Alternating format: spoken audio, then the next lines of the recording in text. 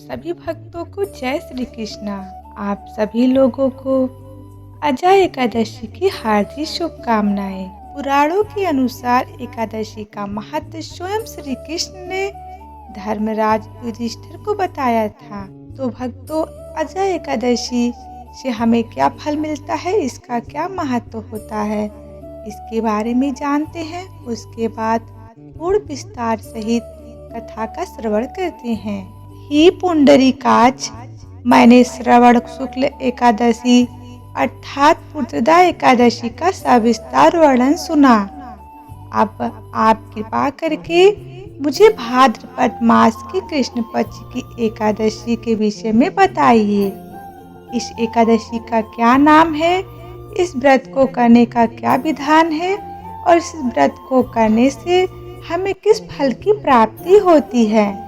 श्री कृष्ण ने कहा, हे कुंती पुत्र, भाद्रपद मास के कृष्ण पक्ष की एकादशी को अजय एकादशी कहते हैं। इसका व्रत करने से सभी पाप नष्ट हो जाते हैं। इस लोक और परलोक में मदद करने वाली इस एकादशी व्रत के समान संसार में दूसरा कोई व्रत नहीं है। अब ध्यान पूर्वक इस एकादशी के महत्व को श्रवण करते हैं। पौराणिक काल में भगवान श्री राम के वंश में अयोध्या नगरी में एक चक्रवर्ती राजा हरिश्चंद्र नाम का एक राजा रहता था। राजा अपनी सत्यनिष्ठा और ईमानदारी के लिए प्रसिद्ध था। एक बार देवताओं ने इनकी परीक्षा लेने की योजना बनाई। राजा ने स्वप्न में देखा कि ऋषि विश्वामित्र को उन्होंने अपना राजपाट दान कर दिया है।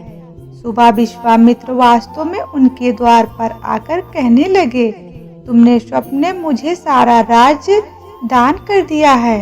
राजा ने सत्यनिष्ठा व्रत का पालन करते हुए पूर्ण राज्य विश्वामित्र को सौंप दिया। दान के लिए दक्षिणा चुकाने हेतु राजा हरिश्चंद्र को पूर्व जन्म के कर्म फल के कारण पत्नी, बेटा एवं खुद को बेचना पड़ा। वह बहुत ही सत्यनिष्ठ राजा थे। हरिश्चंद्र को एक डोम ने खरीद लिया जो शमशान भूमि में लोगों के दाह संस्कार का काम करता था। स्वयं वह एक चंडाल का दास बन गया। उसने उस चंडाल के यहाँ कफन लेने का काम किया, किंतु उसने इस आपत्ति के काम में भी सत्य का साथ नहीं छोड़ा। जब इसी प्रकार उसे कई वर्ष बीत गए तो उसे अपने इस नीच कर्म का बड़ा दुख हुआ और वह इससे मुक्त होने का उपाय खोजने लगा। वह सदैव इसी चिंता में रहने लगा कि मैं क्या करूं, किस प्रकार इस नीच कर्म से मुक्ति पाऊं।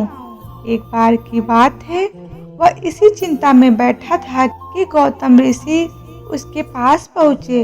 हरिश्चंद्र ने उन्हें प्रणाम किया और अपनी दुख भरी कथा को सुनाने लगे। राजा हरिश्चंद्र की दुख भरी कथा सुनकर महर्षि गौतम भी अत्यंत दुखी हुए और उन्होंने राजा से कहा, हे राजन, भादो मास की कृष्ण पक्ष की एकादशी का नाम अजय एकादशी है। तुम इस एकादशी का विधान पूर्वक व्रत करो और रात्रि को जागरण करो, इससे तुम्हारे सभी पाप नष्ट हो जाएंगे। महर्षि गौतम इतना कहकर आलोप हो गए। अजय नाम की एकादशी आने पर राजा हरिश्चंद्र ने महर्षि के कहे अनुसार विधि पूर्वक उपवास और रात्रि का जागरण किया। इस व्रत के प्रभाव से राजा के सभी पाप नष्ट हो गए। उस समय स्वर्ग में नगाड़े बजने लगे तथा पुष्पों की वर्षा होने लगी। उन्होंने अपने सामने ब्रह्मा, विष्णु, महेश तथा देवेंद्र आदि देवताओं को खड़ा देखा। उन्होंने अपने मृतक पुत्र को जीवित, अपनी पत्नी को राजसी वस्त्र तथा आभूषणों से परिपूर्ण देखा। व्रत के प्रभाव से राजा को पुनः अपने राज्य की प्राप्ति हुई। राजा फिर अपने राज्य पर शासन करने लगा। वास्तव में एक ऋषि ने राजा की परीक्षा लेने के लिए यह सब कार्य किया था, परंतु अजय एकादशी के व्रत के प्रभाव से ऋषि द्वारा रची गई सारी माया समाप्त हो गई। अंत समय में हरिश्चंद्र अपने परिवार सहित स्वर्ग लोक हो गया। ही राजन, यह सब अजा एकादशी के व्रत का प्रभाव है। जो मनुष्य इस उपवास को विधान पूर्वक करते हैं तथा रात्रि जागरण करते हैं, उनके सभी पाप नष्ट हो जाते और अंत में वो स्वर्ग की प्राप्ति करते हैं। इस एकादशी व्रत की कथा के श्रवण मात्र से ही अश्वमेघ यज्ञ के फल की प्राप्ति होती है। इसलिए यह व्रत हमें रहना चाहिए।